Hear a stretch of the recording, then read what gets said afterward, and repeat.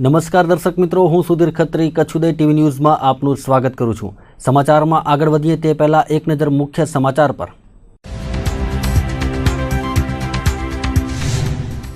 ખેડૂકા Vandh triple murder કેસમાં મુખ્ય આરોપીની ધરપકડ। ભીખા ગોહિલને સાંતલપુર પોલીસે ઝડપી પાડ્યો। હજુ પણ કાનો ગોહિલ પોલીસ પકડથી દૂર। ઔદ્યોગિક મથક ગાંધીધામમાં વેટ વિભાગના દરોડા। વેટ વિભાગની કાર્યવાહીથી ટિમ્બર ઇન્ડસ્ટ્રીઝમાં ફેલાયો ફફડાટ। ગાંધીધામની 24 પેઢીઓ પર હાથ ધરાયું સર્ચ ઓપરેશન। શુક્રવારની બેંક હડતાલ બાદ શનિવારે બેંકોમાં ધસારો। ભુજની દેના બેંકમાં વૃદ્ધો સાથે થયું ઉદ્ધતાઈપૂર્વક વર્તન।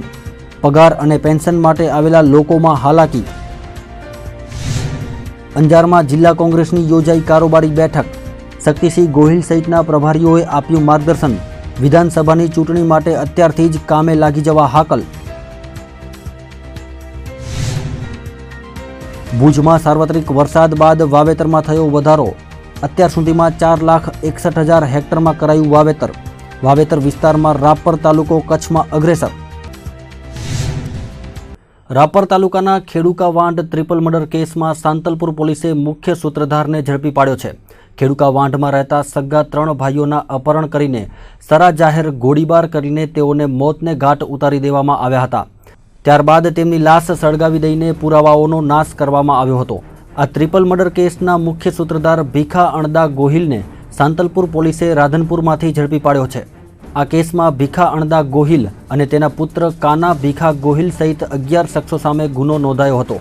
બહુ ચર્ચાસ્પદ બનેલા આ ટ્રિપલ મર્ડર કેસમાં પોલીસે જે તે વખતે 9 આરોપીઓની ધરપકડ કરી હતી, જ્યારે આ કેસના મુખ્ય સૂત્રધાર એવા ભીખા અણદા ગોહિલ અને તેનો પુત્ર કાના ભીખા ગોહિલ છેલ્લા કેટલાક સમયથી વોન્ટેડ છે।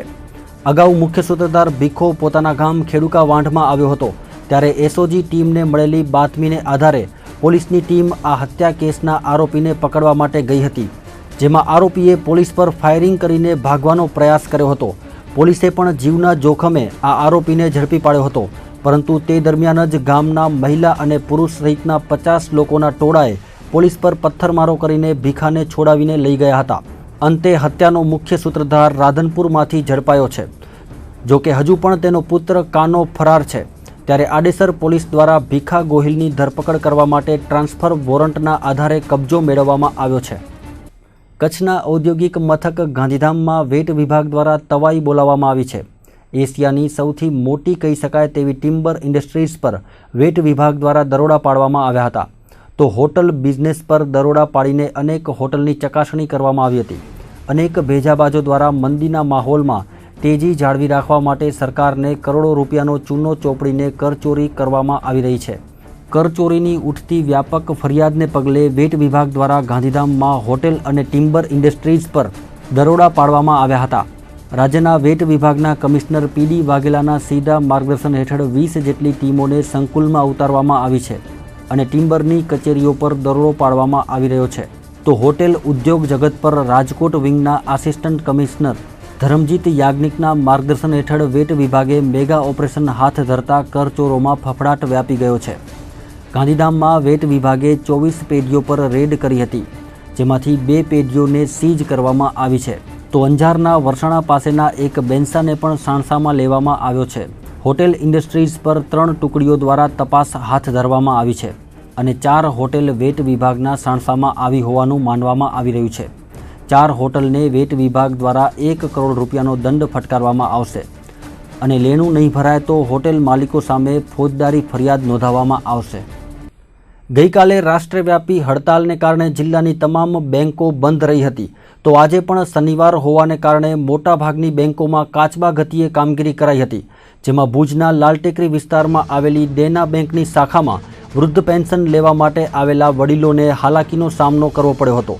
વડીલોને બેંકના કર્મચારીઓએ ઉડાઉ જવાબ આપતા ભારે ચકમક જરી હતી। ગઈકાલે બેંક હડતાલ બાદ આજે શનિવારે અડધા ભુજ શહેરમાં લાઇટની સમસ્યા સર્જાઈ હતી। પીજીવીસીએલે મેન્ટેનન્સને કારણે વીજ પુરવઠો બંધ રાખતા બેંકો સહિતની મહત્વની કચેરીઓની કામગીરી પર અસર પહોંચી હતી। તેનું જીવતું જાગતું ઉદાહરણ ભુજની લાલટેકરી વિસ્તારમાં આવેલી દેના બેંકમાં જોવા મળ્યું હતું। અહીંની શાખામાં આજે મોટી સંખ્યામાં વૃદ્ધો પેન્શન લેવા માટે આવ્યા હતા, પરંતુ લાઇટ ન હોવાને કારણે માત્ર ઇન્વર્ટર પર કામગીરી કરાતી હતી। તેવામાં વડીલોએ રજૂઆત કરતા બેંકના અધિકારીઓએ ઉશ્કેરાઈ જઈને ઉડાઉ જવાબ આપ્યા હતા. પરિણામે ખાતેદારો અને બેંકના અધિકારીઓ વચ્ચે બબાલ સર્જાઈ હતી. તેવામાં ગઈકાલની હડતાળ બાદ આજે પણ વૃદ્ધો પેન્શનથી વંચિત રહ્યા હતા. તો આવતીકાલે પણ રવિવાર છે અને એ પછી સોમવારે ગણેશ ચતુર્થીની જાહેર રજા છે. ત્યારે તહેવારોના દિવસોમાં વડીલોને નાણાં ન મળવાથી તેઓએ પણ પોતાનો રોષ વ્યક્ત કર્યો હતો. ઉલ્લેખનીય છે કે મહિનાની શરૂઆતમાં જ પગાર કે અન્ય નાણાકીય વ્યવહારો થતા હોય છે. તેવામાં બેંકો દ્વારા પોતાની મનમાનીને પગલે ખાતેદારોને હાલાકીનો સામનો કરવો પડે છે. તેમાં પણ લાલટેકરી વિસ્તારમાં આવેલી દેના બેંકના કર્મચારીઓએ વડીલોનો પણ આદર કરવાનું ભૂલીને ઉશ્કેરાઈ જઈને બબાલ કરતા ચર્ચાનો વિષય બન્યો હતો. हड़ताल के कारण आंशिक रूप से काम हो सका था बैंक में और कल मंडे और संडे 2 दिन फिर बंद है और जो फर्स्ट वीक है सैलरी पेमेंट रहता है, पेंशन पेमेंट रहता है, इसके कारण आज भीड़ ज़्यादा है. दिक्कत एक तो लाइन का भी, आज लाइन भी कटी हुई है तो बाकी पेमेंट रिसिप्ट तो चल ही रहा है, थोड़ा सा डिले हो रहा है इस कारण से. नहीं, सर्वर तो चालू है, लाइन कटी हुई है, वो जो को मेंटेनेंस के लिए कटती है वही कटी हुई लाइन, बाकी तो चालू. ભુજની ઓલ્ફ્રેડ હાઈસ્કૂલના નિવૃત્ત શિક્ષકની ધરપકડ કરવામાં આવતા કચ્છના શિક્ષણ જગતમાં ચકચાર મચી ગઈ છે. ઓલ્ફ્રેડ હાઈસ્કૂલમાં અભ્યાસ કરાવતા નયનભાઈ ધીરજલાલ શુક્લાની એ ડિવિઝન પોલીસે ધરપકડ કરી હતી. આ શિક્ષકે પોતાની ફરજ દરમિયાન ખોટા વિદ્યાર્થીઓને બેસાડીને ખોટા રેકર્ડ ઊભા કરીને પ્રમાણપત્રો આપ્યા હતા. ગત 4 એપ્રિલ 2016થી 16મી એપ્રિલ 2016 દરમિયાન ઓલ્ફ્રેડ હાઈસ્કૂલમાં શિક્ષક તરીકે નોકરી કરતા ડીએન શુક્લાએ ધોરણ 8માં ખોટા વિદ્યાર્થીઓ અને બોગસ રેકર્ડ ઊભા કર્યા હતા અને પ્રમાણપત્રો આપ્યા હતા. આ સંદર્ભે જિલ્લાના માધ્યમિક શિક્ષણાધિકારી ડોક્ટર મધુકાંત આચાર્યએ ભુજ શહેર એ ડિવિઝન પોલીસ મથકે ફોજદારી નોંધાવી હતી. જેને પગલે પીએસઆઈ કેસી વૈષ્ણવે તપાસ હાથ ધરીને આરોપી શિક્ષકને ઝડપી પાડ્યા હતા. સામે ધોરણ 8 ખાનગી વિદ્યાર્થી તરીકે પરીક્ષામાં બેસી અને ખોટા સર્ટિફિકેટ આપેલી જે આક્ષેપ છે આના જિલ્લા શિક્ષણાધિકારી મધુકાંત આચાર્ય સાહેબે અમને ફરિયાદ આપેલ છે. જે અનુસંધાને એમને ધોરણ 8માં 4 વિદ્યાર્થીઓ ખોટા સર્ટિફિકેટ આપેલા છે, હવે એના આક્ષેપ છે.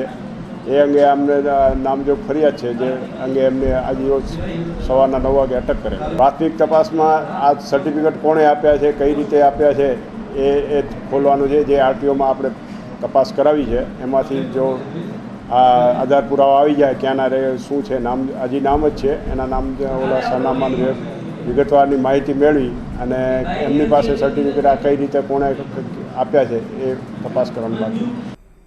છેલ્લા 3 દિવસથી વીજ તંત્રની રાજકોટ વિજિલન્સની ટીમો પૂર્વ કચ્છમાં ચેકિંગ કરી રહી છે. જેમાં પ્રથમ ભચાઉમાં અને ત્યારબાદ ગઈકાલે રાપર અને આજે અંજાર તેમજ ગાંધીધામ તાલુકામાં વીજ ચેકિંગની કામગીરી હાથ ધરાઈ હતી. જેમાં રાજકોટ વિજિલન્સની 52 ટીમો જોડાઈ છે. કચ્છમાં વ્યાપક પ્રમાણમાં થતી વીજ ચોરીને અટકાવવા માટે પીજીવીસીએલ દ્વારા અવારનવાર ચેકિંગ હાથ ધરાય છે. જેમાં છેલ્લા 3 દિવસથી રાજકોટ વિજિલન્સની ટીમોએ પૂર્વ કચ્છમાં ધામા નાખ્યા છે. અંજાર તેમજ ગાંધીધામના ગ્રામ્ય વિસ્તારોમાં ત્રાટકેલી વિજિલન્સની 52 ટીમો દ્વારા કામગીરી આરંભાઈ હતી.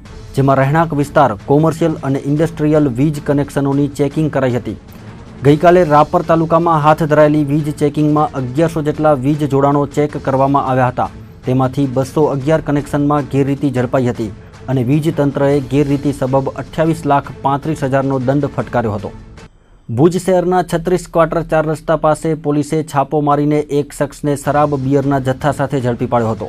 પોતાની એક્ટિવામાં ઇંગ્લિશ દારૂની 3 બોટલ સાથે પોલીસે કલ્પેશ સોમા વસાવાને ઝડપી પાડ્યો હતો. પીએસઆઈ વાય.કે. ગોહિલને મળેલી બાતમીને આધારે છાપો મારીને આ શખ્સને એક્ટિવા સહિત દારૂના જથ્થા સાથે કુલ 17,000ના મુદ્દામાલ સાથે પકડી પાડવામાં આવ્યો હતો. પ્રાપ્ત વિગતો અનુસાર આ શરાબી શખ્સ પોલીસ પુત્ર હોવાનું પણ માનવામાં આવી રહ્યું છે. કંડલા પોર્ટ ખાતે ગઈકાલે કાર્ગો જેટી નંબર 12 ઉપર મીઠું ભરવા આવેલા પન્નામાના એક જહાજ સાથે ખાનગી બાર્જ ભટકાતા દોડધામ મચી ગઈ હતી. ઘટનાને પગલે પોર્ટ પ્રશાસને જહાજ તેમજ બાર્જને છૂટા પાડીને રાબેતા મુજબની કામગીરી ચાલુ કરાવી હતી. થોડા દિવસ પૂર્વે જ કંડલા બંદર પર 2 જહાજ વચ્ચે હળવી ટક્કર થઈ હતી, જેમાં વહાણોના આવાગમનનો વાહન વ્યવહાર ખોરવાયો હતો.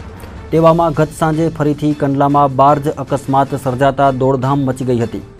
કાર્ગો જેટી નંબર 11 પાસે વાલિકની નામનું ખાનગી બાર્જ ઊભું હતું. તેમાં કામગીરી ચાલુ હતી. તે દરમિયાન લંગર વછૂટતા તેની રસ્સી એન્જિનમાં ફસાઈ હતી. પરિણામે એન્જિન બંધ થતાં બાર્જ નિયંત્રણ બહાર જતું રહ્યું હતું. અને જેટી નંબર 12 પર લાંગરેલા સ્ટાર ક્રિમ્સન નામના જહાજ સાથે ટકરાયું હતું. જોકે આ દુર્ઘટનામાં કોઈ મોટી જાનહાનિના કે જહાજને નુકસાનીના સમાચાર મળ્યા ન હતા. ગુજરાતના નવનિયુક્ત મુખ્યમંત્રી વિજય રૂપાણીએ ગાંધીનગર ખાતે બાળ મજૂરી નાબૂદ કરવા માટેનું મહાસંમેલન યોજ્યું હતું, જેમાં વિવિધ વિભાગના અધિકારીઓને બાળ સુરક્ષા અને કલ્યાણના કાયદાનું યોગ્ય રીતે અમલીકરણ થાય તેના પર ભાર મૂક્યો હતો. ત્યારે ગાંધીધામમાંથી એક 10 વર્ષીય બાળકને બાળ મજૂરીમાંથી મુક્ત કરાવાયું હતું. ગાંધીધામ લેબર ડિપાર્ટમેન્ટ દ્વારા હોટલ પર બાળ મજૂરી કરતા બાળકને મુક્ત કરાવીને ભુજ ખાતેના ચિલ્ડ્રન હોમમાં મૂકવામાં આવ્યું હતું. બાળ મજૂરી જેવા દૂષણની બદીને નાબૂદ કરવા માટે લોકોને પણ જાગૃત થવું પડશે. લોકોની આસપાસ બાળ મજૂરી કરતા અથવા તો બાળકો પાસેથી કરાવવામાં આવતી બાળ મજૂરીની વિગતો તંત્રને આપવાની ફરજ પણ લોકો અદા કરે તો જ બાળ મજૂરી કરતા બાળકોને આ દૂષણમાંથી મુક્ત કરાવી શકાશે. ભુજ નગરપાલિકાએ સરપટ નાકા બહાર આવેલી નાગનાથ મહાદેવ મંદિર સામેની ક્રિષ્ના પાર્ક બિલ્ડિંગને 7 દિવસમાં ખાલી કરવાની નોટિસ ફટકારી હતી. ત્યારે અહીંના ફ્લેટ ધારકોએ જો સરકાર દ્વારા પ્લોટની ફાળવણી કરવામાં આવે તો સહયોગ આપવાની ખાતરી આપી છે. નાગનાથ મહાદેવ મંદિર સામેની વિવાદિત જમીન પર ઊભેલી ક્રિષ્ના પાર્ક ઇમારત ભૂકંપથી પ્રભાવિત હોતા તેને તોડી પાડવાની નોટિસ સુધરાઈ દ્વારા અપાઈ હતી. માટે ફ્લેટ ધારકો તેમજ દુકાન ધારકોને પોતાની મિલકત ખાલી કરવા માટે જણાવાયું હતું. ત્યારે ક્રિષ્ના પાર્ક બિલ્ડિંગના 32 ફ્લેટ ધારકો અને 8 દુકાનદારોએ પોતાની રીતે જવાબો લખીને સરકાર પાસેથી પ્લોટની માંગણી કરી છે, જેમાં નગરપાલિકાના ચીફ ઓફિસર, પ્રાંત અધિકારી, જિલ્લા કલેક્ટર તેમજ ભાડામાં આવેદનપત્ર પાઠવીને 100 ચોરસ મીટરના પ્લોટની માંગ કરવામાં આવી છે. જો સરકાર દ્વારા રહેણાંક માટે જમીન ફાળવાશે તો ફ્લેટ ધારકો તંત્રને પૂરતો સહયોગ કરશે તેવું પણ તેમણે જણાવ્યું હતું. પૂર્વ કચ્છના અંજાર ખાતે જિલ્લા કોંગ્રેસની કારોબારી મિટિંગ યોજાઈ હતી. અબડાસાના ધારાસભ્ય શક્તિસિંહ ગોહિલની અધ્યક્ષતામાં રોટરી હોલમાં કારોબારી બેઠક યોજાઈ હતી. કારોબારી બેઠકમાં પ્રભારી પ્રદ્યુમનસિંહ જાડેજા અને રહીમભાઈ સોરા હાજર રહ્યા હતા અને કચ્છમાં કોંગ્રેસના સંગઠનને મજબૂત બનાવવા આહ્વાન કર્યું હતું. શક્તિસિંહ ગોહિલે કાર્યકરોના ઉત્સાહને વધારવા કારોબારી બેઠકમાં જણાવ્યું હતું કે શહેરમાં બૂથ મેનેજમેન્ટ અને સંગઠનની કામગીરી મજબૂત બનાવવા કોંગ્રેસના અગ્રણીઓને અપીલ કરી હતી. રાજ્યના માજી નાણામંત્રી અને રાપરના પૂર્વ ધારાસભ્ય બાબુભાઈ મેઘજી શાહે કારોબારી બેઠકમાં સૌ અગ્રણીઓ અને કાર્યકરોને કોંગ્રેસના શાસનમાં નર્મદા ડેમની ઊંચાઈ વધારવા થયેલ કાર્યવાહી અને હકારાત્મક વલણથી કોંગ્રેસના કાર્યકરોને વાકેફ કર્યા હતા. પ્રભારી પ્રદ્યુમનસિંહ જાડેજા અને રહીમભાઈ સોરાએ કાર્યકરોના ઉત્સાહને બિરદાવતા 2017ની વિધાનસભા ચૂંટણીમાં પાર્ટીને જ્વલંત વિજય અપાવવા અત્યારથી જ કામે લાગી જવા માટે સૂચના આપી હતી.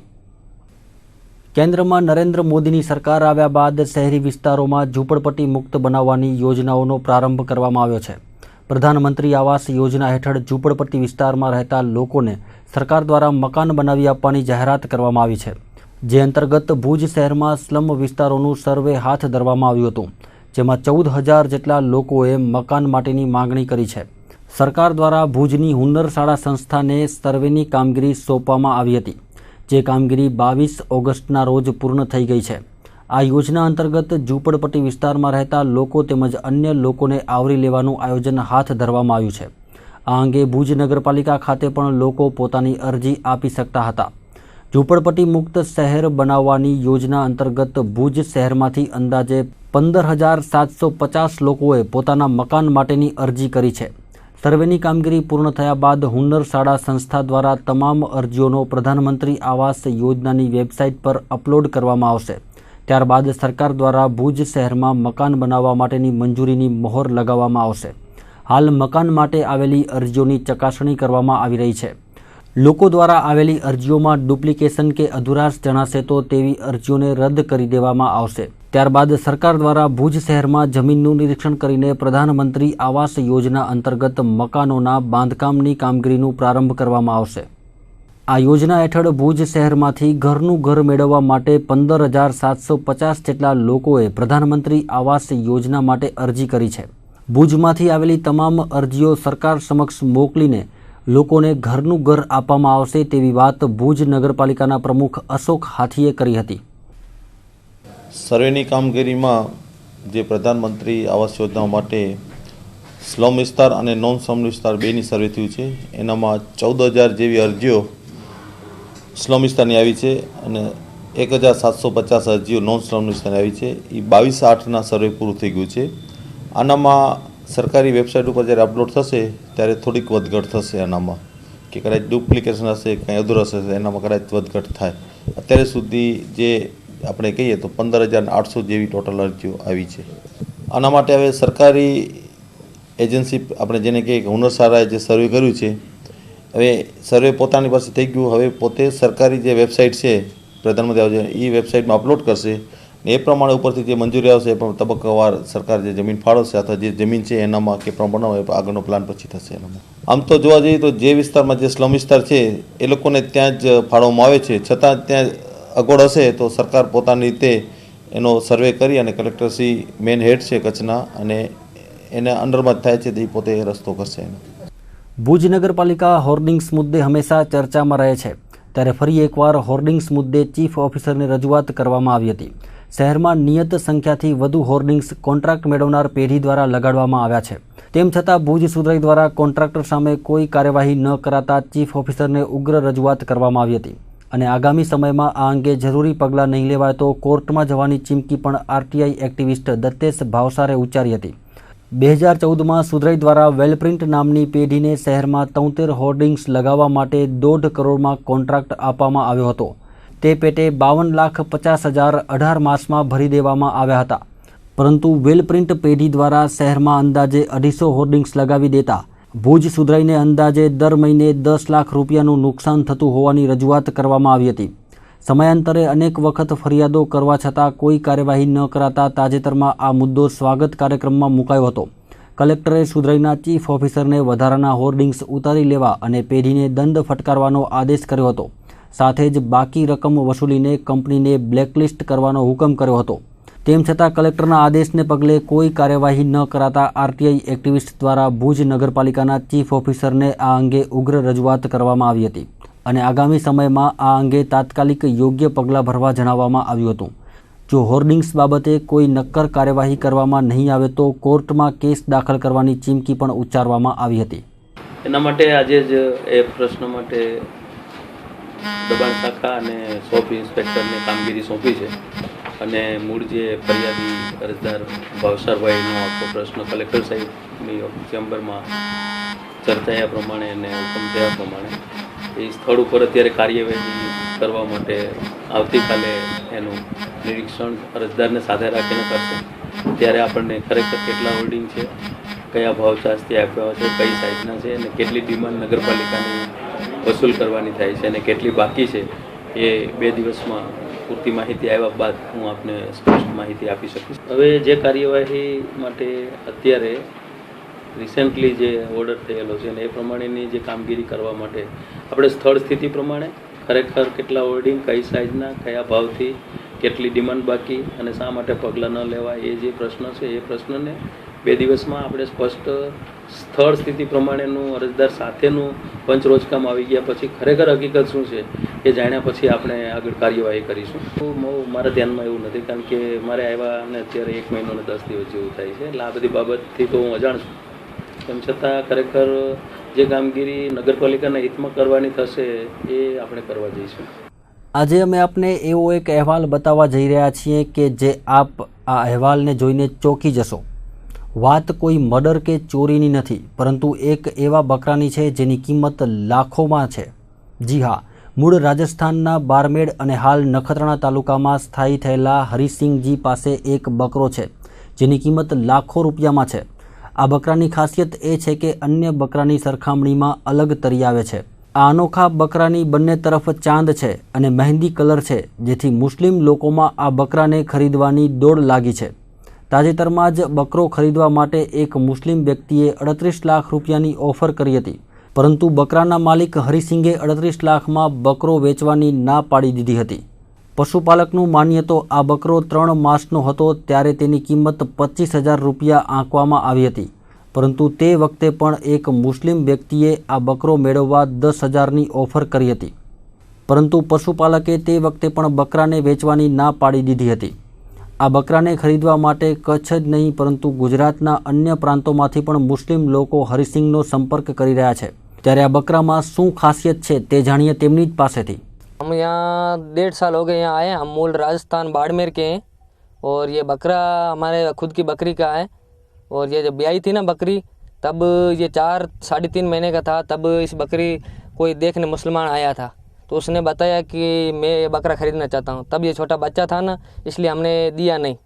और दूसरी बार वो दोबारा आया, उसने तब तक मतलब 3.5-4 महीने का बकरा होता है ना, छोटा बच्चा, उसकी आम रेट 2500-2000 होती है। उसने उस टाइम हमको 10,000 रुपये बोला कि मैं 10,000 रुपये देने को तैयार हूँ, हमें ये बच्चा चाहिए। तो हमने पापा ने बोला अभी ये दूध पीता है, हम इसे दे नहीं सकते, और 5-6 महीने बाद में अगर आपको चाहिए तो ले जाना। और पापा के वो खास थे, करीबी थे। और इसके बाद में ऐसा हुआ कि तकरीबन 6 या 7 महीने निकल गए, कोई पापा के कोई अच्छा फ्रेंड आया, तो उन्होंने देखा कि ये बकरा तो नॉर्मल बकरा नहीं है, अगर इसकी अच्छी परवरिश करो और अच्छी कोई पार्टी बार की मिल जाए अहमदाबाद या मुंबई वहाँ की, तो ये बकरा आपको लाखों का मतलब लाखों करोड़ों में बिक सकता है। हमारे बकरे में मतलब 38 लाख तक तो यहाँ के लोकल बोला है कि 38 दिया, कोई 25 बोला है, कोई 30 बोला है, कोई 35 बोला है। हमारी इच्छा है 50 लाख से करोड़ की आशा कर रहा हूँ। उसमें खासियत क्या है कि मेन तो पहले से दोनों साइड में चांद है, तारा है। दूसरे में क्या है कि मेहंदी कलर है, सीने पे 6 रंग मिलता है लंबाई से, 5 कल्याण है, दाढ़ी भी है, इतना इसमें गुण है। जो मुस्लिम कोई भी मुल्ला हो या कैसा भी हो, वो मुस्लिम देखते पढ़ते हैरान हो जाएगा, इतना वसम कैसे है। जो बकरे में 1 वसम होता है या 2 होता है, इसमें 7 वसम है। चांद भी है, तारा भी है, मेहंदी कलर भी है, 6 रंग भी है, 5 कल्याण भी है। दूसरे में कोई झूठी वस्तु अपने झूठे हाथ से देता हो तो वो खाता नहीं है। ये को कुदरत क्या है वो कोई पता नहीं। दूसरा पशु खा जाता है, ये झूठे हाथ से कोई झूठी वस्तु नहीं खाता है। રાપરના પ્રાંત અધિકારી નવલદાન ગઢવીની અધ્યક્ષતામાં એટીવીટીની બેઠક યોજાઈ હતી। આ બેઠકમાં 34 પ્રશ્નો રજૂ કરવામાં આવ્યા હતા, જેમાંથી 18 પ્રશ્નોનું સ્થળ પર જ નિરાકરણ કરવામાં આવ્યું હતું। દર મહિનાના પહેલા દિવસે એટીવીટીની બેઠક યોજાતી હોય છે, જેમાં અરજદારોને નડતા પ્રશ્નો અંગે સુનાવણી હાથ ધરાતી હોય છે। એટીવીટીની બેઠકમાં રાપરના આડાના પ્રમુખ, તાલુકા પંચાયતના પ્રમુખ, મામલતદાર સહિતના અધિકારીઓ અને પદાધિકારીઓ હાજર રહ્યા હતા। એટીવીટીની બેઠકમાં મુખ્યત્વે જમીનના કેસો મૂકવામાં આવ્યા હતા, જેમાંથી થોડા પ્રશ્નોનું નિરાકરણ કરવામાં આવ્યું હતું, જ્યારે બાકી રહેલા પ્રશ્નોમાં વિચાર વિમર્શ કર્યા બાદ તેનું નિરાકરણ કરવામાં આવશે તેવું રાપરના પ્રાંત અધિકારી નવલદાન ગઢવીએ જણાવ્યું હતું। તાલુકા મામલતદાર શ્રી કે જે તાલુકા સંકલન સમિતિના સભ્ય સચિવ છે, તેઓએ અંગત રસ દાખવી અને બધી જ કચેરીઓ વચ્ચે સંકલન કરી અને સુંદર રીતે પ્રશ્નોનો ઉકેલ આવે એ માટે પ્રયત્ન કરેલો। કેટલાક પ્રશ્નો હજી વિચારણાધીન જ છે અને જેનો ઉકેલ આવી શક્યો નથી, પણ ઓવરઓલ લોકોનું કામ સુચારુ રૂપથી થાય એ માટે આજે એક ચિંતન મનન કરવામાં આવ્યું અને ઘણા બધા પ્રશ્નોનું સોલ્યુશન થયું। માંડવી શહેરના આઝાદ ચોકથી સ્વામિનારાયણ મંદિર સુધીનો સીસી રોડ તાજેતરમાં જ બનાવવામાં આવ્યો હતો, પરંતુ નગરપાલિકા દ્વારા આજથી ફરી આ રોડને ખોદવામાં આવી રહ્યો છે। નગરપાલિકા દ્વારા રોડના કામમાં નબળી કામગીરી કરીને લાખો રૂપિયાનો ભ્રષ્ટાચાર આચરાતો હોવાની ચર્ચાઓ શહેરમાં જાગી છે। ત્યારે એક જ વર્ષની અંદર રોડને બીજી વાર બનાવવામાં આવતા શહેરીજનોમાં આ ટોક ઓફ ધી ટાઉન વિષય બન્યો છે। રોડ યોગ્ય હોવા છતાં પણ નગરપાલિકા દ્વારા ફરી આ રોડનું ખોદકામ કરીને બીજી વખત બનાવવામાં આવે છે। નગરપાલિકા દ્વારા આ રોડમાં પણ ભ્રષ્ટાચાર કરવામાં આવશે તેવી દહેશત વ્યક્ત કરવામાં આવી રહી છે। માંડવી શહેરમાં અનેક વિસ્તારોમાં રોડની સુવિધા નગરપાલિકા પૂરી પાડી શકતી નથી, ત્યારે એકને એક રોડ બીજી વખત બનાવવામાં આવતા શહેરીજનોમાં આક્રોશ જોવા મળી રહ્યો છે। આ રોડનું કામ જે કોન્ટ્રાક્ટરને આપવામાં આવ્યું છે તે કોન્ટ્રાક્ટર અમદાવાદનો હોવાનું જાણવા મળી રહ્યું છે, તો સ્થાનિકે એન્જિનિયર પણ હાજર ન હોવાથી કોન્ટ્રાક્ટર અને નગરપાલિકા દ્વારા મોટે પાયે ભ્રષ્ટાચાર આચરવામાં આવશે તેવી ચર્ચાઓ માંડવી શહેરમાં જાગી છે। રોડનું કાર્ય પૂર્ણ થયા બાદ અમારા ચેરમેન તથા સદસ્યશ્રીઓ સ્થાનિક ત્યાં તપાસ કરતા ટેકનિકલ સતી હોવાના કારણે આઝાદ ચોકનો સીસી રોડનું કાર્ય ફરીથી રિનોવેટ કરવાનું નક્કી કરેલ છે। ત્યારે નગરપાલિકા દ્વારા માંડવી શહેરની અંદર જે સીસી રોડો છે એને 3 વર્ષના વોરંટીમાં આ કામ કાર્ય કરવાનું હોય જે પણ કોન્ટ્રાક્ટર હતો એને સૂચના આપવામાં આવી છે કે તાત્કાલિક અસરથી સ્વખર્ચે તેઓ આ રોડનો રિનોવેટેડ કરી મૂકે અને જે ક્ષતિઓ છે એ ક્ષતિઓ દૂર કરી સારામાં સારો રોડ લોકોને સુવિધા પૂરું પાડે. તો રસ્તા માટે કરોડો રૂપિયા ખર્ચાય છે, પાણીની વ્યવસ્થા માટે કરોડો રૂપિયા ખર્ચાય છે, સ્ટ્રીટ લાઇટોને માટે કરોડો રૂપિયા ખર્ચાય છે અને આ બધો ખર્ચ ભારતીય જનતા પક્ષની સરકાર વિકાસના નામે કરે છે. હવે દરેક કામમાં ગુણવત્તા હોતી નથી, દરેક કામ નબળા હોય છે. રસ્તા જુઓ તો અતિશય કંગાળ, નબળા, તૂટી જાય, ફૂટી જાય એવા વારંવાર એ બનાવો બનતા હોય છે. પીવાનું પાણી પણ આરોગ્યને માટે જોખમી છે. સમગ્ર કચ્છમાં પણ ફરિયાદ આવી રહી છે, કમરાના રોગ થાય છે, પેટના રોગ થાય છે, કિડનીના રોગ થાય છે. તેમ છતાં સરકાર, નગર સેવા સદન કોઈ પણ રીતે પગલાં લેતી નથી, આરોગ્યની પણ ચિંતા કરતી નથી. દાખલા તરીકે માંડવી શહેરનો દાખલો આપું. માંડવી શહેરના રસ્તા નગરપાલિકાની ચૂંટણી છેલ્લી હતી 6 મહિના પહેલાં. નગરપાલિકાની ચૂંટણી થઈ ગયા પછી જે રસ્તાઓ થયા છે, રસ્તાઓ અતિશય કંગાર થયા છે. એની પાછળ કરોડો રૂપિયાનો ખર્ચ કરવામાં આવ્યો છે. આજે આપણે આઝાદ ચોક, જે માંડવીનું મુખ્ય કેન્દ્ર છે, ત્યાંથી સ્વામિનારાયણ મંદિર સુધીના રસ્તાને આપણે જોઈશું. જે વખતે રસ્તો બંધાતો હતો નગરપાલિકાની ચૂંટણી પછી, એ વખતે પણ અમે ફરિયાદ કરી હતી રસ્તાનું કામ નબળું છે, ખરાબ છે, ગુણવત્તા વગરનું છે. ભારતના પૂર્વ વડાપ્રધાન સ્વર્ગસ્થ રાજીવ ગાંધીની 72મી જન્મજયંતિની ઉજવણી કરવામાં આવી રહી છે. ત્યારે કોંગ્રેસના યુવા અગ્રણી મીત ગોરે પૂર્વ વડાપ્રધાન રાજીવ ગાંધી દ્વારા કરાયેલી કામગીરીને યાદ કરીને શ્રદ્ધાસુમન અર્પણ કર્યા હતા. મીત ગોરે જણાવ્યું હતું કે સ્વર્ગસ્થ રાજીવ ગાંધીએ કચ્છના સરહદી વિસ્તારના વિકાસ માટે BADP એટલે કે બોર્ડર એરિયા ડેવલપમેન્ટ પ્રોગ્રામની યોજના શરૂ કરી હતી, જેના કારણે સરહદી વિસ્તારો ધબકતા રહે અને દેશની આંતરિક સુરક્ષા પણ બરકરાર રહે. કચ્છમાં BADP યોજના અમલી કર્યા બાદ આ યોજના દેશના અન્ય 17 રાજ્યોમાં પણ અમલી બનાવવામાં આવી છે. હાલ દેશની યુવા પેઢી સ્વર્ગસ્થ રાજીવ ગાંધીને ટેકનોલોજી યુગના સ્વપ્નદ્રષ્ટા તરીકે જ ઓળખે છે, પરંતુ તેમણે દેશના સરહદી વિસ્તારોના વિકાસ માટે પણ નોંધનીય કામગીરી કરી છે.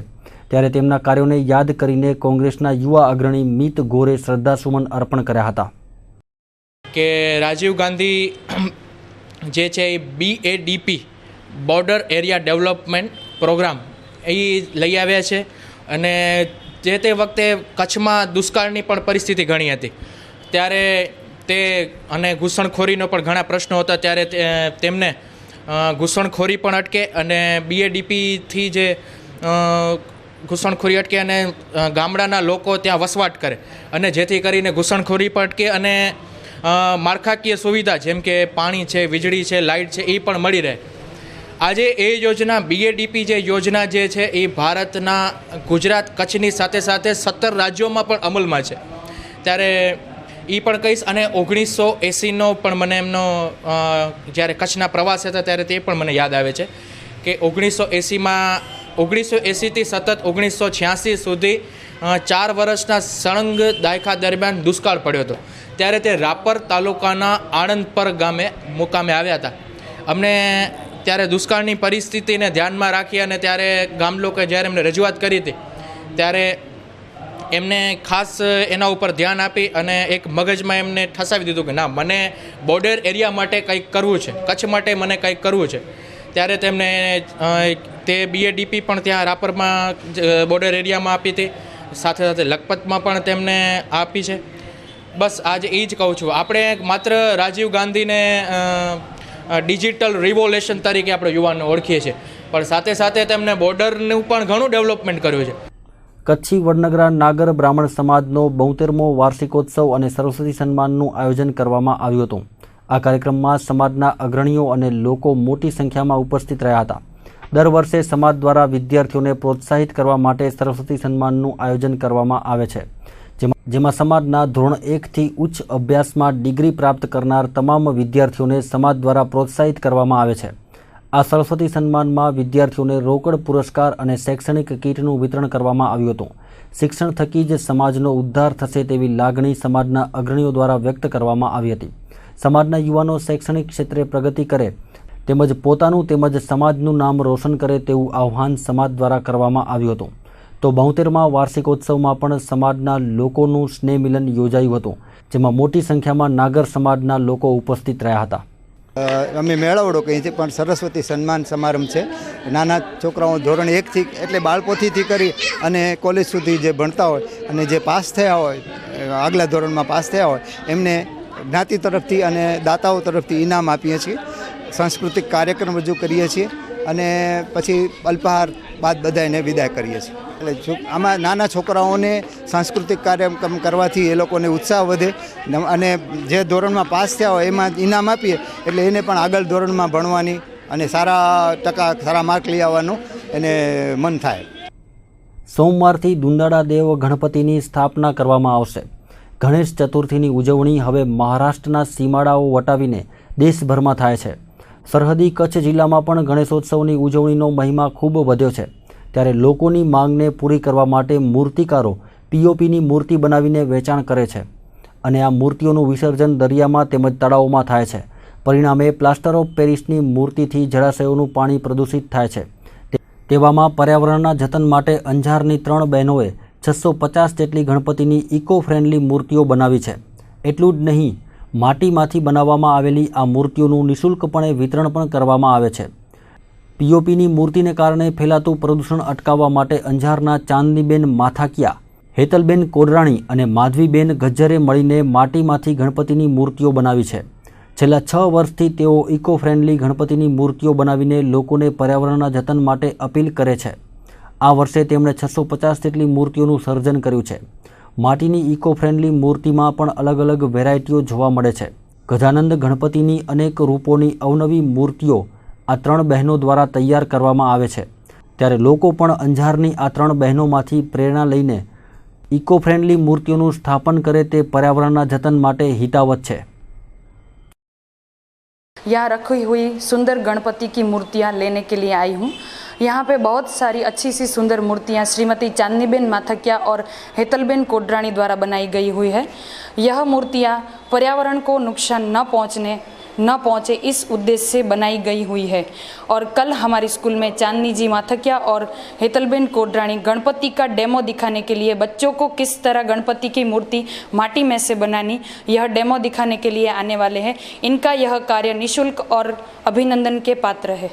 6 વર્ષથી શરૂઆત કરી છે. શરૂઆતમાં અમને ખ્યાલ એવી રીતે આવ્યો મૂર્તિ બનાવવાનો કે ઘરે એક નાની બેબી છે, એણે કીધું મમ્મી મને મૂર્તિ જોઈએ છે. પ્લાસ્ટર ઓફ પેરિસની મૂર્તિ જોવા ગયા પણ એ પછી વિસર્જન કરવા જ્યારે એ હાલત હોય છે એ મૂર્તિની એ જોઈને એમ થયું કે ના, મને કરતાં ગણપતિ ન લેવા પ્લાસ્ટર ઓફ પેરિસના. એટલે ઘરે એની મમ્મીએ કીધું કે મમ્મી હું બનાવી આપું છું તને મટ્ટીની. એટલે ઘરે મટ્ટીથી ખેતરની જ મટ્ટી છે અને એ મટ્ટીથી ઘરે એણે બનાવી આપી. કાંઈ નહીં, મિક્સ બી કાંઈ નથી કરતા એમાં, અને એણે પાણીથી ખાલી બનાવ્યા, પાણી અને મટ્ટી મિક્સ કરીને. તો એ છોકરી એટલી ખુશ થઈ ગઈ કે મને ઘરે આમ કે સરસ મૂર્તિ મમ્મીએ બનાવી આપી. એ મૂર્તિ બધાએ જોઈ, દર્શન કરવા આવ્યા અને બધાને ગમી કે આ કેટલી સરસ બનાવી છે અને સારી પાછી ઘરે આમાં કુંડામાં તમે ઝાડના કુંડામાં તમે વિસર્જન કરી શકો છો. ક્યાંય વિસર્જન કરવા જવાની જરૂર નથી હોતી. ભુજ ખાતે આવેલ કચ્છ રાજ્ય સાથે સંકળાયેલ ઐતિહાસિક મોટી પોશાળ જાગીરના સુંદર પ્રવેશદ્વારનું ઉદ્ઘાટન કરવામાં આવ્યું હતું. તેમજ મોટી પોશાળ જાગીરના ઇતિહાસના બ્રોશરનું વિમોચન કરવામાં આવ્યું હતું. આ પ્રસંગે ક્ષત્રિય સમાજના જોરાવરસિંહ જાડેજા, કચ્છ ઇતિહાસ પરિષદના પ્રમુખ સાવતસિંહ જાડેજા, ઉપેન્દ્રભાઈ ઉપાધ્યાય સહિતના મહાનુભાવો આ કાર્યક્રમમાં જોડાયા હતા. ભુજમાં આવેલી મોટી પોશાળ જાગીરે કચ્છના 450 વર્ષ જૂની સંસ્કૃતિને જાળવી રાખી છે. મોટી પોશાળ જાગીરના ટૂંકા ઇતિહાસના બ્રોશરને ભાડાના ચેરમેન કિરીટ સોમપુરાના હસ્તે વિમોચન કરવામાં આવ્યું હતું. જ્યારે પ્રવેશદ્વારનું ઉદ્ઘાટન અંજારના સંજયભાઈ શાહ દ્વારા કરવામાં આવ્યું હતું. મોટી પોશાળ જાગીરના પ્રવેશદ્વાર માટે સંજયભાઈ શાહે આર્થિક મદદ કરી હતી. આ કાર્યક્રમમાં મોટી પોશાળ જાગીર સાથે સંકળાયેલા સભ્યો મોટી સંખ્યામાં હાજર રહ્યા હતા. આ મોટી પોશાળ જાગીર ધાર્મિક અને ઐતિહાસિક 450 વર્ષની સંસ્કૃતિ જાળવીને બેઠી છે. એનું જે લુક છે એ આપણે એનું પ્રવેશદ્વાર મારા એક નજીકના સ્નેહીની શુભેચ્છાથી એ બનાવવામાં આવ્યું અને એનું આજે પ્રવેશ દ્વારનું ઉદ્ઘાટન હતું. કાર્યક્રમમાં મોટી પોસાડ જાગીરના શોર્ટ ઇતિહાસ જેના બ્રોશર જે કિરીટભાઈ સોમપુરાના હાથે એનું વિમોચન હતું. એટલે મોટી પોસાડ જાગીરનો ઇતિહાસ, એનું બ્રોશરનું વિમોચન અને પ્રવેશ દ્વારનું ઉદ્ઘાટન. નવરાત્રિને હજુ એકાદ માસનો સમય બાકી છે, પરંતુ નવરાત્રિની તૈયારીઓનો ભુજમાં પ્રારંભ થઈ ગયો છે. નવા ટ્રેડિશનલ કપડાં પહેરીને યુવતીઓ ગરબે ઘૂમે છે. દરરોજ નવા વસ્ત્રો માટે એકાદ માસ અગાઉ જ બુકિંગ શરૂ થઈ જાય છે, તો ચણિયાચોળીના વેચાણમાં પણ નોંધપાત્ર વધારો થાય છે. હાલ તો ભુજમાં ટ્રેડિશનલ ચણિયાચોળીનો વેપાર શરૂ થઈ ગયો છે. દર વર્ષે અનોખો ટ્રેન્ડ પણ વસ્ત્રોમાં જોવા મળે છે, જેમાં સીવલેસ, સમરેલા અને નેટવાળી ચણિયાચોળીની માંગ વધુ હોય છે. આ વર્ષે વેપારીઓનું માનીએ તો યુવતીઓ સિમ્પલ અને સોબર ચણિયાચોળી પસંદ કરી રહી છે. ગત વર્ષે રામલીલા ચણિયાચોળીએ નવરાત્રિમાં ધૂમ મચાવી હતી, તો આ વર્ષે પણ ફિલ્મી ટ્રેન્ડ નવરાત્રિમાં જોવા મળશે. નવી વેરાયટી તો આ બધું અત્યારે સીવલેસમાં ચાલે છે, કેડિયા સીવલેસમાં ચાલે છે, અમરેલામાં ચાલે છે, પછી નેટમાં ચાલે, બધી વેરાયટી. કચ્છમાં તો આમ ટ્રેડિશનલ હોય છે, પણ આ શું જરાક હટકે છે કે અટકે છે થોડુંક. આ વસ્તુ બધી વેરાયટી નવી બનાવી છે અને જે પહેલાં ચાલતું એનાથી નવીન વસ્તુ બનાવેલી છે. પ્લેનમાં ને સિમ્પલ ને સોબર પસંદ કરી રહ્યા છે. સિમ્પલ ને સોબર વસ્તુ ચાલે, બહુ ભરચક નહીં. એમ બનાવટ તો બધી આપણે મેન્યુફેક્ચર પોતાનું છે ને, હાથે જ બનાવી છે અને ઘરની જ છે. આપણે સુરતથી બધું મટીરિયલ લાવીને બનાવી છે અને મશીન બધું ઘરે જ છે આપણે અને ઘરે જ બનાવી. ગત શ્રાવણ માસ દરમિયાન કચ્છમાં થયેલ મેઘમહેર બાદ ખરીફ પાકનું વાવેતર કરાયું છે. કચ્છના કુલ વાવેતર વિસ્તાર 8,02,832 હેક્ટર પૈકી 4,61,998 હેક્ટર વિસ્તારમાં વિવિધ પાકોનું વાવેતર થયું હોવાનું જિલ્લા ખેતીવાડી અધિકારીએ જણાવ્યું હતું. કચ્છમાં ખરીફ પાકના વાવેતરમાં રાપર તાલુકો મોખરે રહ્યો છે. રાપર તાલુકામાં 1,22,210 હેક્ટરમાં ધરતીપુત્રોએ ખરીફ પાકનું વાવેતર કર્યું છે. કચ્છના કિસાનોએ ખરીફ પાકમાં જુવાર, બાજરી, મગફળી, કપાસ, તલ, દિવેલા અને ઘાસચારાનું મોટા પ્રમાણમાં વાવેતર કર્યું છે. કચ્છ જિલ્લામાં લગભગ 70,000 હેક્ટર વિસ્તારમાં ઘાસચારાનું વાવેતર કરાયું છે. 17,980 હેક્ટર વિસ્તારમાં બાજરીનું વાવેતર રાપર તાલુકામાં થયું છે. રાપરના ખેડૂતોએ 14,190 હેક્ટર વિસ્તારમાં બાજરીનો પાક લીધો છે, તો 23,305 હેક્ટરમાં જુવારનું વાવેતર પણ રાપર તાલુકામાં થયું છે, તો 41,255 હેક્ટરમાં મગફળીનું વાવેતર થયું છે. મગફળીના વાવેતરમાં 10,560 હેક્ટર વિસ્તાર સાથે માંડવી તાલુકાના ખેડૂતો મોખરે રહ્યા છે. માંડવીના ખેડૂતોએ અંદાજે 12,000 હેક્ટરમાં તલનું વાવેતર કર્યું છે. જિલ્લામાં તલનું કુલ 41,000 હેક્ટરમાં વાવેતર થયું છે. 57,000 હેક્ટરથી વધુ હેક્ટર વિસ્તારમાં દિવેલાનો પાક લેવામાં આવ્યો છે, જેમાં રાપર તાલુકો 12,800 હેક્ટર વિસ્તાર સાથે પ્રથમ નંબરે રહ્યો છે. બીટી કપાસનું માંડવી વિસ્તારમાં વધુ વાવેતર થયું છે. જિલ્લાના 38,000 હેક્ટરમાં કપાસનું વાવેતર થયું છે, જ્યારે 5,257 હેક્ટર વિસ્તારમાં શાકભાજીનું વાવેતર થયું છે. ગત શ્રાવણ માસ દરમિયાન કચ્છમાં છૂટીછવાઈ મેઘમહેર થઈ હતી, જ્યાં એક તરફ નખત્રાણા, લખપત અને વાગડ પંથકમાં સારા પ્રમાણમાં વરસાદ થયો હતો, તો બીજી તરફ ભુજ, ભચાઉ જેવા વિસ્તારોમાં સરેરાશ કરતાં ઓછો વરસાદ નોંધાયો હતો. અપૂરતા વરસાદને કારણે કચ્છના 57% વિસ્તારમાં ખરીફ પાકનું વાવેતર થયું છે. કચ્છ જિલ્લાની આ વખતે જે વાવણી લાયક જે વરસાદ થયેલો છે, કે જે સરેરાશ વરસાદના અંદાજિત 65%ની આસપાસ વરસાદ થયેલો છે. કચ્છ જિલ્લાની અંદર જનરલી 5,75,000 હેક્ટરની આસપાસ વાવેતર થાય છે. ચાલુ વર્ષે પણ કચ્છ જિલ્લાના 10 તાલુકાની અંદર પિયત અને બિન પિયત તમામ પાકોમાં કુલ 4,61,000 હેક્ટર જેટલું વાવેતર ખેડૂતો મારફતે કરવામાં આવેલું છે. જેમાં મુખ્યત્વે આપણે જે જોઈએ તો કઠોળ પાકોની અંદર મગ 59,851 હેક્ટર, ગુવાર 67,809 હેક્ટર, મઠ 17,270 હેક્ટર અને અડદ 6,740 હેક્ટર જેટલા વિસ્તારની અંદર કઠોળનું વાવેતર છે. તેલીબિયા પાકોની અંદર મગફળીનું 41,255 હેક્ટર, દિવેલા 57,263 હેક્ટર, તલ 61,077 હેક્ટર અને કપાસ 52,856 હેક્ટર જેટલું વાવેતર થયેલું છે. જ્યારે ધાન્ય વર્ગના પાકોમાં આપણે જોઈએ તો જુવાર 63,415 હેક્ટર, બાજરે 17,980 હેક્ટરનું વાવેતર થયેલું છે. ઘાસચારામાં 78,501 હેક્ટર અને શાકભાજીની અંદર 5,257 હેક્ટર જેટલું થઈ અને કુલ 4,61,000 જેટલું વાવેતર થયેલું છે. ત્યારબાદ પણ જો જોઈએ આપણે તો હજુ પણ કચ્છ જિલ્લાની અંદર અંદાજિત 70,000 થી 80,000 જેટલું હેક્ટરનું વાવેતર છે એ ખેડૂતો મારફતે કરવામાં આવેલ છે. તાલુકા વાઇઝ જો મુખ્યત્વે આપણે જોઈએ તો એવા સમયે રાપરની અંદર સૌથી વધારે 1,22,210 હેક્ટરમાં ભચાઉની અંદર 77,162 હેક્ટર, માંડવીમાં 55,356 હેક્ટર, અબડાસાની અંદર 54,766 હેક્ટર અને ભુજની અંદર 49,739 હેક્ટર જેટલું વાવેતર કચ્છ જિલ્લામાં થયેલ છે. ભુજ શહેરમાં છેલ્લા લાંબા સમયથી ઢોર પકડવાની કામગીરી બંધ હોતા ભુજ શહેર ઢોરવાડો બની ગયું છે. ત્યારે શ્રાવણ માસ પૂર્ણ થતાની સાથે જ સુધરાઈ દ્વારા ઢોર પકડવાની કામગીરી આરંભાઈ છે, જેમાં ગઈકાલે 15 થી 20 ઢોર પકડીને ઢોરવાડામાં પૂરાયા છે. અગાઉ ભુજ નગરપાલિકાએ ઢોરવાડામાં શેડ બનાવવાની કામગીરી કરવાની હોવાનું બહાનું આગળ ધરીને ઢોર પકડવાની કામગીરી સ્થગિત કરી હતી. ત્યારબાદ શ્રાવણ માસ શરૂ થતાં કામગીરી બંધ રાખવામાં આવી હતી. જોકે હવે ફરી પાછી ઢોર પકડવાની કામગીરી હાથ ધરવામાં આવી છે, જેમાં ગઈકાલે 15 થી 20 ઢોર પકડીને ઢોરવાડામાં પૂરવામાં આવ્યા છે. જોકે મહત્વનું એ છે કે અગાઉ શેડ બનાવવાને કારણે કામગીરી બંધ રાખવામાં આવી હતી, પરંતુ શેડનું બિલકુલ કામ થયું નથી. હવે 2-4 દિવસમાં જ શેડ બનાવવાની કામગીરી શરૂ કરાશે તેવું સેનિટેશન સમિતિના ચેરમેન ધીરેન ઠક્કરે જણાવ્યું હતું. તો ઢોર પકડવાની કામગીરી હવે સતત ચાલુ રાખવામાં આવશે તેવું પણ સુધરાઈના સત્તાધીશો અને અધિકારીઓ જણાવી રહ્યા છે. ત્યારે સવાલ એ ઊભો થાય છે કે શેડ બનાવવામાં પકડાયેલા ઢોર નડતરરૂપ નહીં બને. ઢોરાની પ્રોસેસ બંધ નથી, પણ ચાલુ હતી. થોડી જે ઇમરજન્સી કામ ચાલુ હતું, પણ શ્રાવણ મહિનાના હિસાબે કોઈની ધાર્મિક લાગણી નહોતું ભાઈ, એટલે થોડો કામગીરી ઓછી હતી. પણ કાલથી અમે ઢોરવાડા પકડવાનું ચાલુ કરી નાખ્યું છે અને ઢોરવાડે ત્યાં અમે રાખીએ છીએ. આજે પણ સવારના અમારી ટીમ નીકળી હતી અને કાલે 15 થી 20 ઢોર પકડ્યા હતા. અત્યારે જે ભુજમાં રખડતા ભટકતા ઢોરો છે એ તાત્કાલિક ધોરણે પકડી 8 થી 10 દિવસમાં બધી ઢોરો પકડી લેશું અમે. શેડની કામગીરીનો વર્ક ઓર્ડર આપી ગયો છે, એની કામ ચાલુ થઈ ગયું છે. અને બાકી કે જે ઢોરવાડાઓમાં જે વધારે પડતી જે આપણે નંદી આંખલાઓ કહીએ એ વધારે પડતા અમારી પાસે જમા થઈ ગયા હતા. અમે ડીસા મોકલાવી હતી અને થોડીક અહીંયા ભુજમાં મુંદ્રા પર મોકલાવી હતી.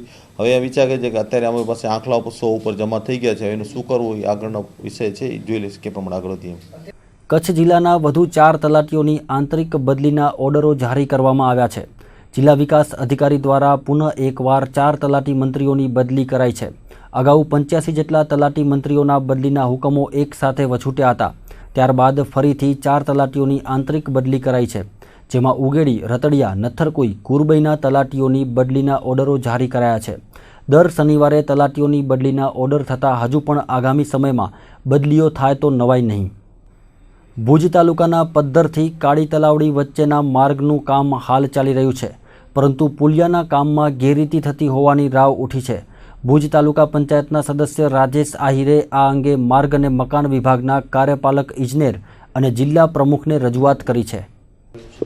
પદ્ધરથી કાલતરાવડી રસ્તા ઉપર પુલના કામ ચાલુ છે, 2 પુલ અને 1 પાપડી, અને સતત નબળું કામ કરી અને ગેરરીતિ કરી રહ્યા છે.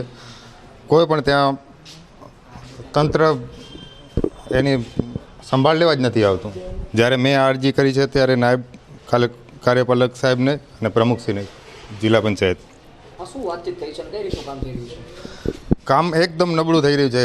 જે અગત્યનો પુલિયો છે અને આ બનાવો જાનહાનિ સુધી ન પહોંચે એટલા માટે મેં જાગૃત કર્યા છે પબ્લિકને, અને ત્યાં જઈ અને અમારી સાથે 10 જણાની ટીમ આવી અને સ્થળ તપાસ કરેલ છે.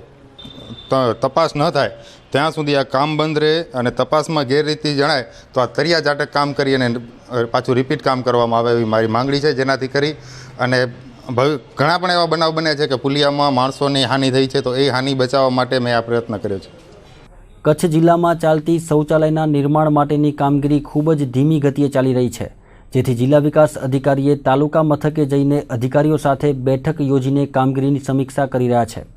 ત્યારે જિલ્લા વિકાસ અધિકારી CJ પટેલે આજે રાપર તાલુકા પંચાયત ખાતે તલાટી મંત્રી, સરપંચો, તાલુકા પંચાયત અને જિલ્લા પંચાયતના સદસ્યો તેમજ સરકારી અધિકારીઓ સાથે બેઠક યોજી હતી, જેમાં રાપર તાલુકામાં ચાલતી શૌચાલયની કામગીરી અંગે વિસ્તૃત ચર્ચાઓ કરી હતી. ઉપરાંત શૌચાલયની કામગીરી ઝડપભેર પૂર્ણ કરવામાં આવે તેવી તાકીદ કરી હતી. વધુમાં મનરેગા, આંગણવાડીના મકાનો, ગ્રામ્ય વિસ્તારના માર્ગો અને ગામોના વિકાસ અંગે તલાટીઓ સાથે વિસ્તૃત ચર્ચા વિચારણા કરી હતી. તો ચાલી રહેલા વિકાસ કામોની સમીક્ષા કરવામાં આવી હતી. તાજેતરમાં જ તાલુકામાં બનેલા ગ્રામ્ય રસ્તાઓની નબળી કામગીરી અંગે તપાસ હાથ ધરાશે. અને જવાબદારો સામે પગલાં લેવામાં આવશે તેવું જિલ્લા વિકાસ અધિકારીએ જણાવ્યું હતું. આવા અનેક સબ્જેક્ટો જે ગ્રામ પંચાયતને લગતા હોય છે એની દર માસે રિવ્યૂ કરતા હોઈએ છીએ ને એમાં એની પ્રગતિ કેટલી થાય છે, એમાં શું કરવું જોઈએ અને લોકોના અધિકારો છે, લોકોને આપણે જે સગવડતાઓ આપી છે એ સગવડતાઓ માટે અમે શું કરી શકીએ, ચૂંટાયેલા પ્રતિનિધિઓ શું કરી શકે અને આખરે લોકોના હિતમાં સારામાં સારા નિર્ણયો લઈ શકાય અને એનો અમલ કરી શકાય એના માટે મિટિંગ કરવામાં આવે છે. એક તરફ ભુજને સ્વચ્છ રાખવા માટે નવા પ્રયોગો કરવાની વિચારણા ચાલી રહી છે, ત્યારે હાલ જે મશીનો દ્વારા સફાઈ થાય છે તે યોગ્ય રીતે ન થતી હોવાની ફરિયાદો ઉઠી છે.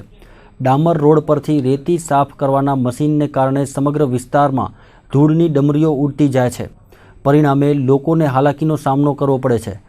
મશીનરીનો યોગ્ય ઉપયોગ ન થવાને કારણે કે અન્ય કોઈ પણ કારણોસર રોડ પર ભરાયેલી રેતી સાફ કરવામાં ધારી સફળતા મળી નથી. ડિવાઈડર પાસે ભરાયેલી ધૂળ સાફ કરવામાં વપરાતા મશીનને કારણે સમગ્ર વિસ્તારમાં ધૂળ થઈ જાય છે. આ મશીન માત્ર ધૂળ જ ઉડાડે છે અને ફરી પાછી ધૂળ બેસી જતાં જેવી હોય તેવી જ સ્થિતિ થઈ જાય છે. ઉપરાંત સફાઈ કામગીરી વખતે લોકોને તેમજ વાહન ચાલકોને પણ હાલાકી વેઠવી પડે છે. ત્યારે સુધરાઈ આ મુદ્દે યોગ્ય નિરાકરણ કરે તેવી લોક માંગ ઉઠી છે. ભુજની વીડી હાઈસ્કૂલ ખાતે national council of science museum અને ઇન્ડિયન પ્લેનેટરી સોસાયટી દ્વારા નેશનલ સાયન્સ ડ્રામા ફેસ્ટિવલનું આયોજન કરવામાં આવ્યું હતું. આ સાયન્સ ડ્રામા ફેસ્ટિવલમાં કચ્છની 13 શાળાઓએ ભાગ લીધો હતો, જેમાં શાળાના વિદ્યાર્થીઓ દ્વારા વિવિધ થીમ પર ડ્રામા રજૂ કરવામાં આવ્યા હતા.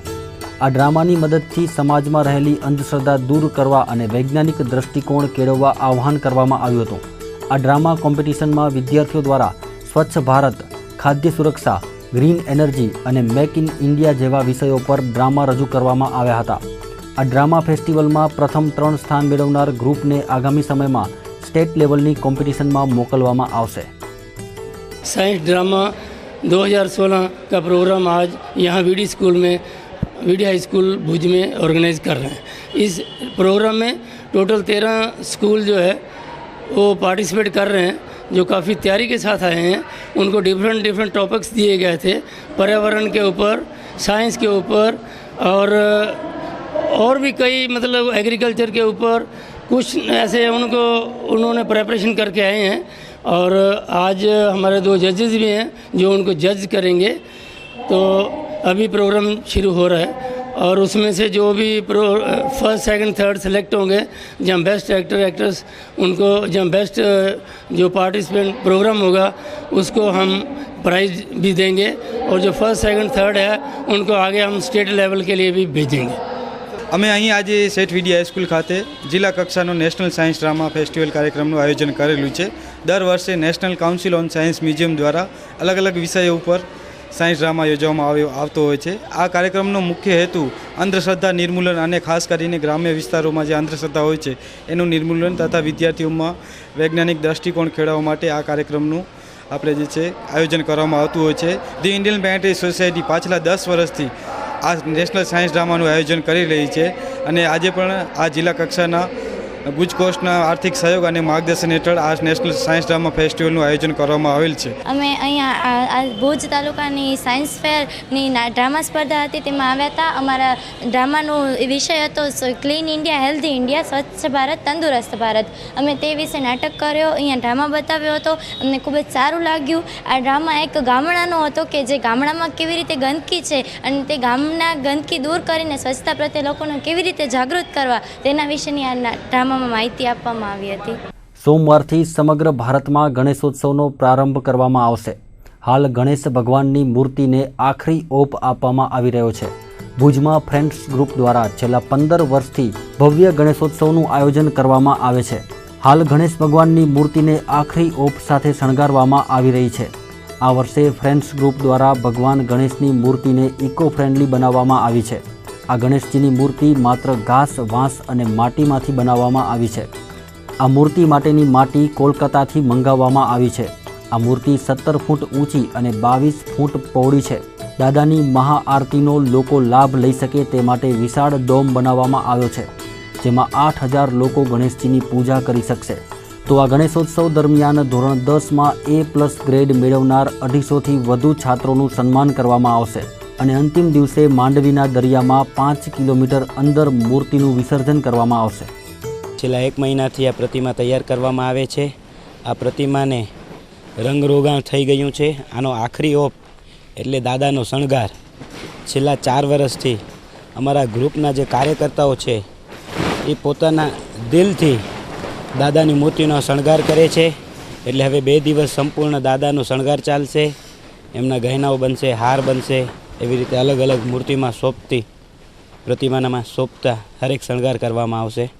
આ મૂર્તિની વિશેષતા એ છે કે મૂર્તિ આખી ઇકો ફ્રેન્ડલી છે. આ મૂર્તિ ઘાસ, વાંસ ને માટી આ 3 ચીજોથી બનાવવામાં આવે છે. આના ઉપર જે મૂર્તિ ઉપર માટીનો જે થર ચડે છે એ માટી સ્પેશિયલ કલકત્તાથી આવે છે. સુરત મધ્યે આ મૂર્તિ બનાવવામાં આવે છે. હાલ જૈન ધર્મના પવિત્ર પર્યુષણ ચાલી રહ્યા છે, ત્યારે જૈનો દ્વારા વિવિધ પ્રકારે પ્રભુજીની ભક્તિ કરવામાં આવી રહી છે. ઠેર ઠેર જિનાલયોમાં વિવિધ સંઘો દ્વારા પર્યુષણ નિમિત્તે તપ આરાધના કરવામાં આવી રહી છે.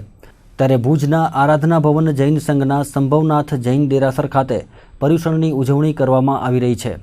વાગડ 724 જૈન સમાજ દ્વારા પર્યુષણ પર્વ નિમિત્તે સાધુ ભગવંતોની નિશ્રામાં ભક્તિભાવપૂર્વક પૂજા અર્ચના કરવામાં આવી રહી છે. પર્યુષણના 5મા દિવસે ઉપસ્થિત બહોળી સંખ્યાના ભાવિકો વચ્ચે કલ્પસૂત્રનું પઠણ, મહાવીર જન્મ કલ્યાણકનું વાંચન, ત્રિશલા દેવીને આવેલા 14 સ્વપ્નનું વાંચન તેમજ પ્રભુજીના પારણા કરાવવામાં આવ્યા હતા, જેમાં શ્રાવક શ્રાવિકાઓએ મહાવીર સ્વામીને પારણે ઝુલાવીને ધન્યતા અનુભવી હતી.